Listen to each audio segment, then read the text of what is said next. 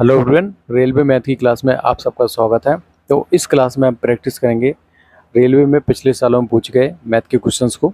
So let's begin the class and the first question is b की क्षमता ए से 3 गुनी और सी की क्षमता ए से 0.75 गुनी है।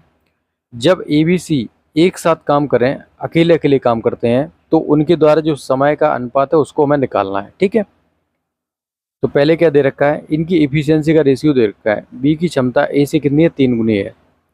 ए की क्षमता अगर कितनी मान लेते हैं ए, तो बी की क्षमता कितनी हो जाएगी 3। ये इनकी इफिशियंसी का रेशियो दे रखा है। अगर हमें टाइम का आपको पता है कि इफिशियंसी और टाइम एक दूसरे के रेसिप्रोकल होते हैं, मतलब एक दूसरे के व्युत्क्रमानुपाती होते हैं। तो जिसकी इफिशियंसी ज़्यादा होगी उसको टाइम कम लगेगा, और जिसकी इफिशियंसी कम होगी उसको क्या है, टाइम ज़्यादा लगने वाला है। ठीक है, तो इनके टाइम का जो रेशियो वो क्या हो जाएगा, 1:3। ओके, अब क्या बोल रखा है, जो सी की क्षमता है वो ए से 0.75 है।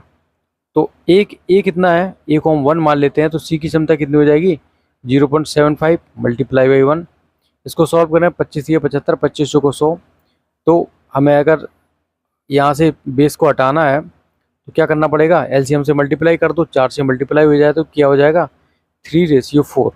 तो ये सी और ए की इफिशियंसी का रेशियो आ चुका है।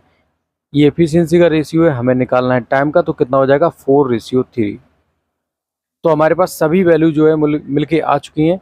तो हमें टाइम के रेशियो से मतलब है, क्योंकि यहाँ पर टाइम का रेशियो पूछा गया है। अब हम इनका रेशियो निकाल लेंगे तो हमारे आंसर यहाँ पर निकल के आ जाएगा। देखिए रेशियो कैसे निकालेंगे, यहाँ पर क्या दे रखा है, सबसे पहले आपको बी और ए का रेशियो दे रखा है, और यहाँ पर क्या दे रखा है, ए रेशियो सी।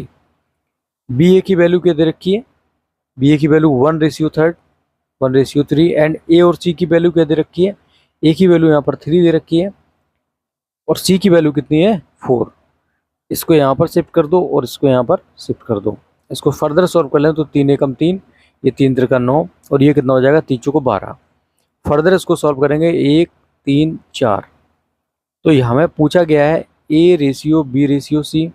यहाँ से ए की वैल्यू कितनी है, देखो ये वाली जो वैल्यू है वो ए की दे रखी है, कितनी है 3, एंड बी की वैल्यू कितनी आई है 1, एंड सी की वैल्यू कितनी है 4।